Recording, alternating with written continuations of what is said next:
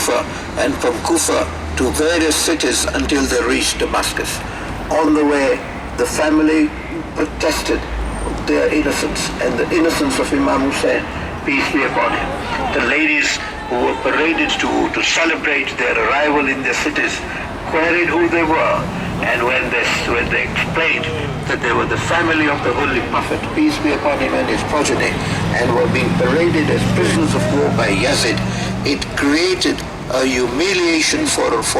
Yazid, and the people turned against him. The families who were taken as prisoners turned out to be the media effect for Imam Hussein, peace be upon him, and his progeny,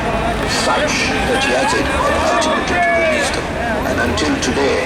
the curse of humanity falls on a despot who treated even women and children in such a massive